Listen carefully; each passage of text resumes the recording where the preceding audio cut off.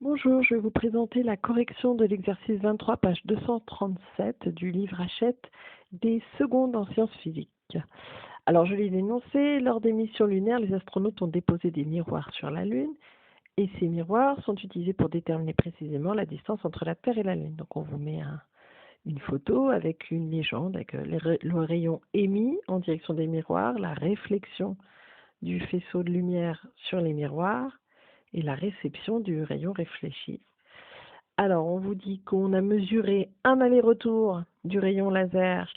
La durée, c'était delta t égale 2,42 secondes, avec 11 chiffres significatifs, enfin 1, 2, 3, 4, 5, 6, 7, 8, 9, 10, 11 chiffres significatifs.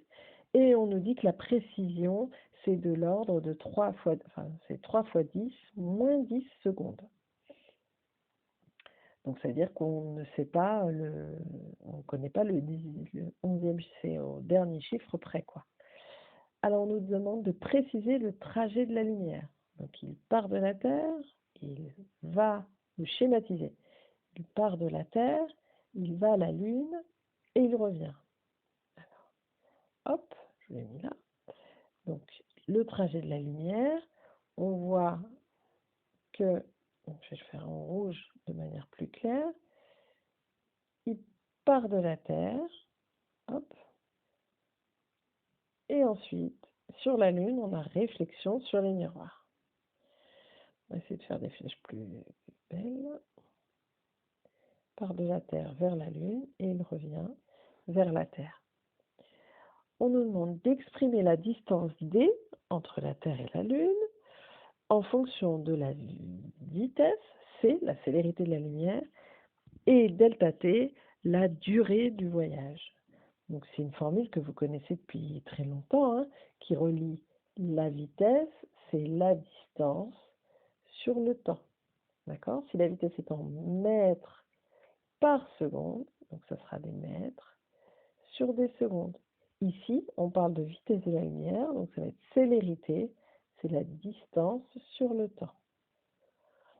Ici, il faut faire très attention. Pourquoi? Parce qu'on a un aller-retour, donc c'est 2 fois la distance.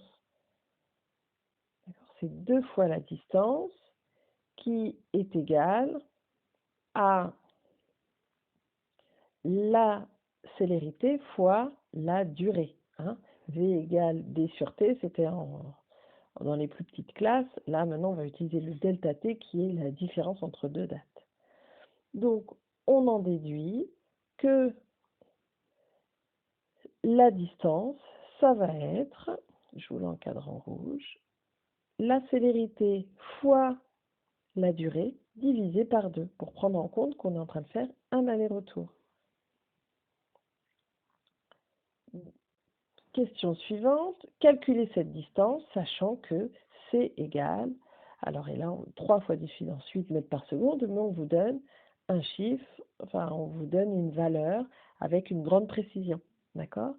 Il y a dans cette valeur 9 chiffres significatifs.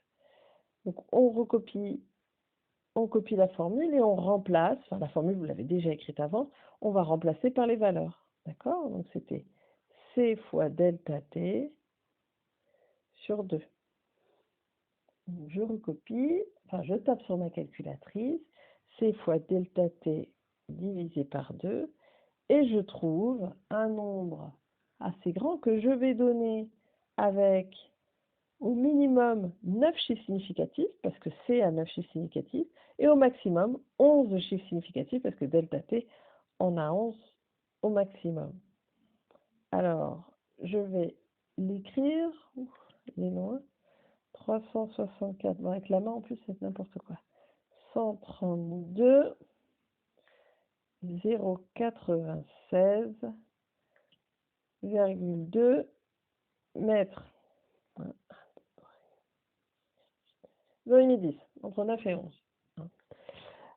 Alors, donc ça, c'est la distance avec la valeur de la vitesse de la lumière qu'on nous donne.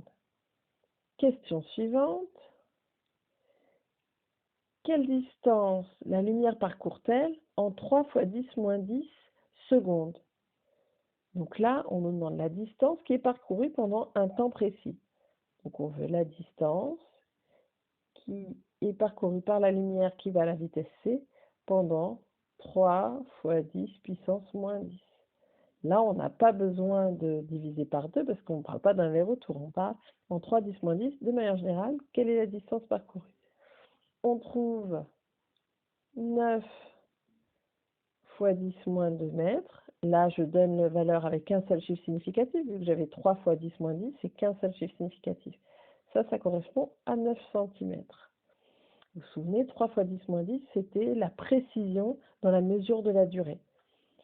Question D, question finale. En déduire la précision de la mesure de D, ça veut dire qu'on peut évaluer. Donc à la question 2B, on a évalué la distance entre la Terre et la Lune avec une précision de 9 cm.